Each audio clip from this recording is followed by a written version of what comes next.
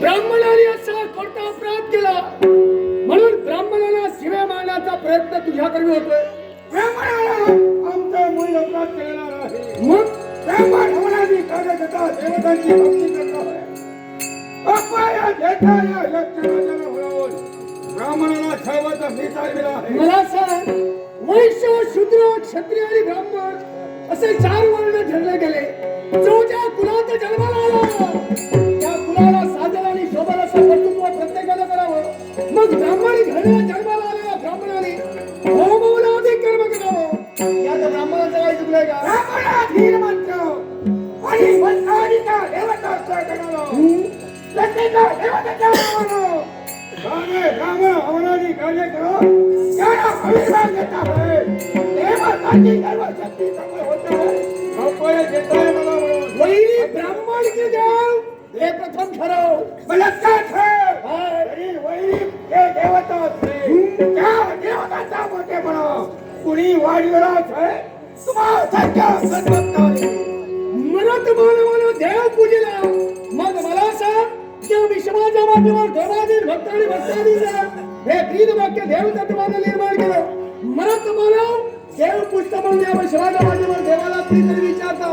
हे जर खरं असलं ना, मी तुला सांगतो, शरण हे मरण तुम्हाला वापरतो. कोण कुणाला सांगतोय? एक क्षत्रिय या यज्ञराजाला सांगतोय. या वर्षभर या यज्ञराजाला पावले टाकले. स्वतःच्या अस्तित्वासाठी तोपर्यंत स्वतःचा सुद्धा प्रस्थापित होत नाही.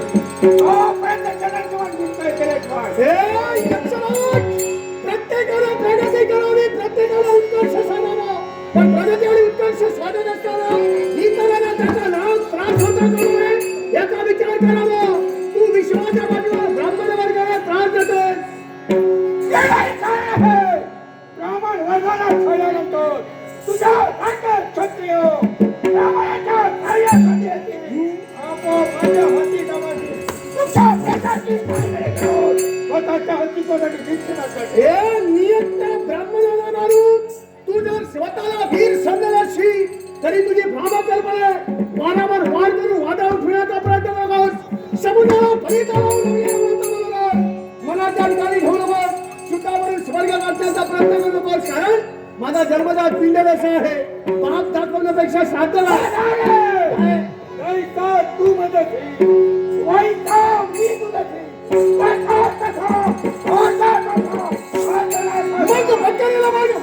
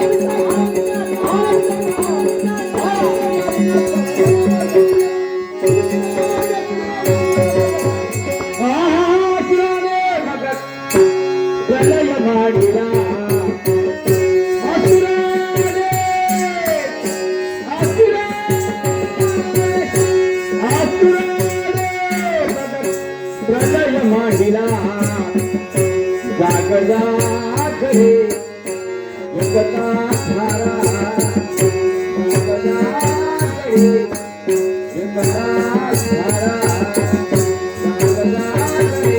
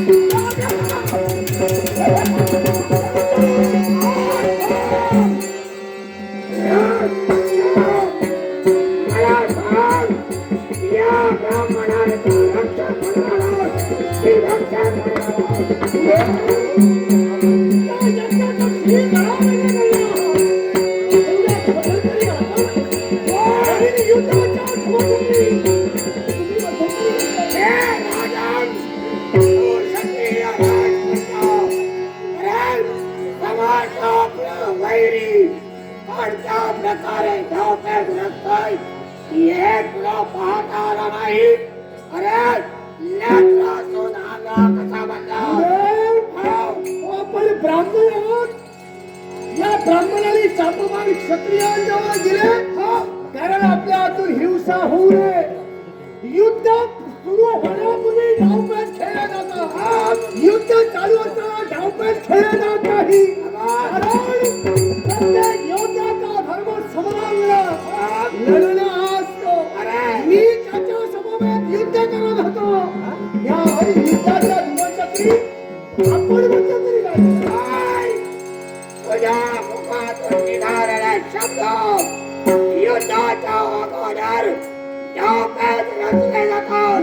पण हा मायावी यक्ष युद्धात चालू असताना तुझ्या समवेत डावपेच खेळतो आणि त्या डावपेचानं मध्यंतरी त्याला माझा उपयोग करून घेतला.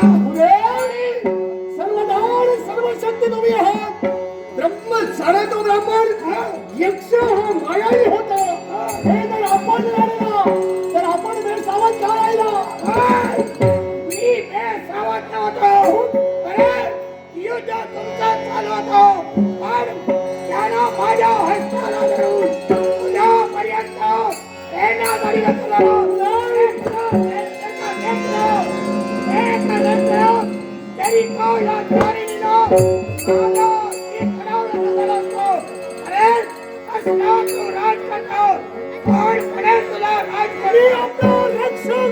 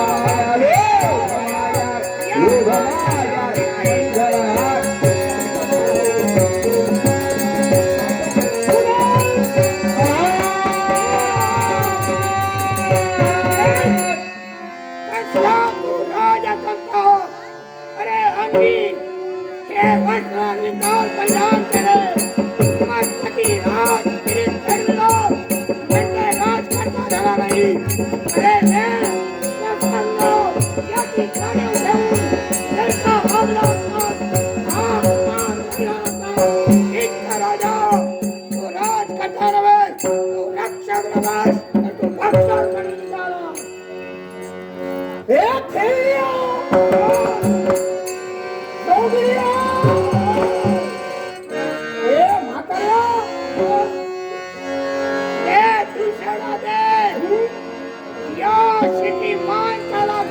स्वतःला समजतोय. अरे हा वृद्ध शिखीमान परमेश्वराची ध्यान धारणा करून आपल्या जीवनाचा सार्थ करण्यासाठी त्याला तू दूषण देतोय. तू म्हातारा झालास. काहीच नाही. त्याला देहाचं निरीक्षण कर. जन्माला जागा सोडली. तुझी जात म्हातारा समजत नाही. हे अहंकारी राजकन्या, माझ्या जन्माला जागा सोडली आहे. हे तुझ्या लेकरात दिसतोय. अरे केलेलं कुकर्म आणि त्या कुकर्मामुळे आज तुझी बुद्धी भ्रष्ट झाली आहे. मला सांग, साधू ना तू? मग साधू कुणाला म्हणतात? साधू कुणाला म्हणतात आणि हा प्रश्न तुम्हाला करतोय. होय. अरे ज्यानं सडरिपूवर मात केली आहे, दया, क्षमा, शांती ज्यानं अंगीकृत केली आहे, त्याला साधू म्हटलं जातं. तू समाजाला शिक्षा दिली. भगवंता नावाची शिक्षा दिली. प्रत्येक ऋतुमानाला सामोरा गेला. नक्कीच. आणि परमेश्वराला आत्मसात करण्यासाठी लोकनिष्ठ भक्षण केलं. मला सांग, काय काय? काम, क्रोध, मोह, मद, मत्सर या षडरूपाचं ज्यानं दमन केलं, स्वतःच्या इंद्रियाला त्याला आधिपत्य मिळविलं, त्याला साधू म्हटलं गेलं. नक्कीच. मग तू जर साधू तर ध्येय तुला राग कसा आला? लाथ मारली. क्रोधानं कशी? हे राजन, षडरिपूवर मी मात केली आहे. षडरिपूवर मी प्रभुत्व मिळविलं आहे. आणि खाली खेळ आमच्या सारखे योगी ज्यावेळी त्यांना आपल्या जीवनात काहीतरी आघाडी करतो, त्यावेळी त्याच्या हाती ज्ञान जागृत होतो. आणि खरंच तुझ्या बाबतीत ज्ञान आमच्या मनी निर्माण झालेलं आहे. हे साधू काय? हे मी तुला सांगतो. ऐकूया. ऐक, शांती तुल्य तपोन असती. शांती तुल्य तपोन असती. न तो शांत परम सुखम. शांती तुल्य तपोन असती. न तो शांत परम सुखम. नास्ती कृष्ण परो व्याधिन्यच धर्मोदया परः. क्षमेसारखा तप नाही, दयेसारखा धर्म नाही, आणि तुळशीसारखा महारोग नाही. क्षमा करणं हा जर साधूचा तप झाला, धर्म झाला, तर तू मला रागाला लाथ मारली. राग क्षमा केली नाही. याला सुद्धा कारण आहे. तुझ्या जागी जर तो सामान्य मानव असला असता, तर त्याला मी दया केली असती. त्याच्या मनी माझ्या मनी त्याच्याबद्दल आपुलकी निर्माण झाली असती. अरे लाखांचा पोशिंदा स्वतःला समजतो. ही भरजरी वाटलेला तो तुझा प्रभाव केले. हे राजकर्ता म्हणून मी मी राजकर्ता कशाचा मी तुला पटवून दे. ऐकूया. मला सांग, काय काय? ब्राह्मण ना, ब्रह्म जाणे तो ब्राह्मण. माणसाच्या देहात कुठल्या अवयवाला प्राधान्य जास्त? अरे मस्तकाला. मस्तकाला, बरोबर. त्यालाच ब्रह्म म्हटलं जातं. मग तुम्ही ब्राह्मण आणि क्षत्रियाजवळ शापवान का दिले? तुमच्या हातून हिंसा होऊ नये. तुम्ही क्षत्रियांजवळ शापवान दिला आणि स्वतः कामा निराळे राहिला. ते राहू द्या बाजूला. पण मला सांग, शापवान तुम्ही क्षत्रियांना दिला, त्यापूर्वी शापवान तुमच्या जवळ होते. अवश्य. म्हणजे तुम्ही अधिकारी होता. राजगादी काय, राजगिरी काय तुम्हाला माहित होतं. मग मला सांग, जर तुला काही योग्यता माहित होती, तर माझ्या अरे या शिकी माणसानं तुझ्या राजगिरीवर लाथ मारली नाही. तर आज तुझी बुद्धी भ्रष्ट झाली. त्या बुद्धी भ्रष्ट मस्तकावर लटका मारते. या ब्रह्मावर लाथ मारलीस तू. भस्म कशाचं प्रतीक? राजा ब्रह्म आणि सत्व म्हणजे ब्रह्मा विष्णुमय या त्रय देवताची साक्षात. रज तम सत्व म्हणजे ब्रह्मा विष्णू महेश. मला सामील आहे. म्हणून ज्ञान भक्ती आणि वैराग्य या तिन्ही गोष्टी तू आत्मसात केल्या हा. मग जर तू ज्ञानी आहे तर मला सांग त्या वार मी यक्षावर करत होतो की तुझ्यावर करत होतो हे न ओळखणारा प्रभू आहेस का?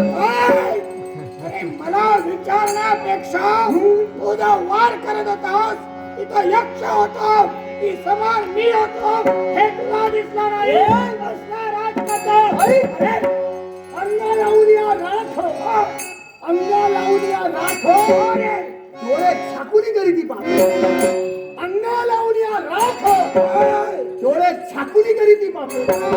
अरे श्वान काय थोडे राखेल डोळे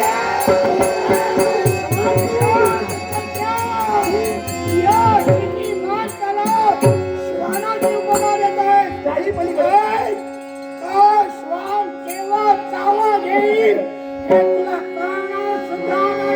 तो चावा घेण्यापूर्वी पंचपंक्ती पाळल्या जातील हे त्याला माहिती. पाडण्यासाठी पुढे येणार तेव्हा प्राण होईल हे त्याला कळणार नाही. वृक्ष तिथं छाया वृक्ष तिथं छाया ब्रह्म तिथं माया वृक्ष तिथं छाया ब्रह्म तिथं माया आणि माया तिथं बुवा. बायका बुवा. हे राजन, बोलत असताना विचार करून बोल. विचार अरे या माणसाची अवहेलना करतोय. मी विचार केलेला आहे. तू आता सगळं काय? ही भगवी वस्तीला कुठेतरी झुडपात ठेव आणि डुबरी कमंडलून पाण्यात सोड लुगडं परिधान कर हाती चुडा बनणारी बायका जाऊन दळूबाई करायला लाव. हे राजन, शेवटी ते घडायचं होतं. विधात्याच्या मनामध्ये होतं. आज ते तू घडवतोय. आपल्या बुद्धाप्रमाणे वागण्यासाठी सुद्धा संभावना तुझी झाली हा. आता विडंबनेला सुरुवात करणार अरे तुझ्यासारखा अप्रबुद्ध आणि काय करणार आहे? विडंबना करणार आहे तुझी. अरे आई, ऐक तर. स्नान करून तीर्थकडे स्नान करून तीर्थकडे अरे खेळल्या जोगड्या माताळ्या तुझ्यासारखे वेळू पाण्यात हे थोडे अरे पाण्यात राहणारा खेळू तुम्हाला समजतोय. अरे तो खेळू जरी तो पाण्यात राहिला तरी सुद्धा या मानवजातीला सहकार्य करतो दे. आणि म्हणून तुला सांगतोय अजूनही मी किंवा वाटते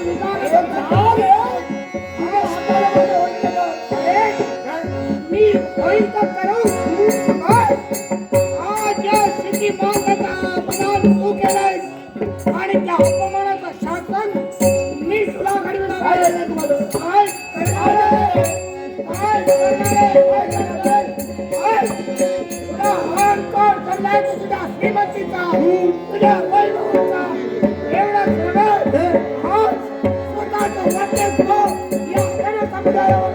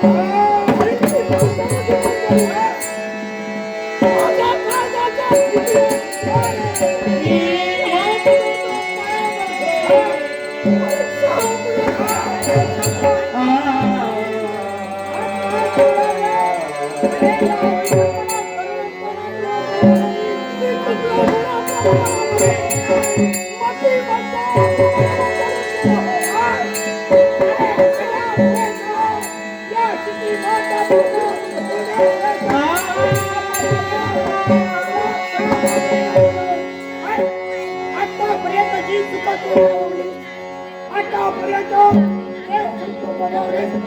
सर्व चुका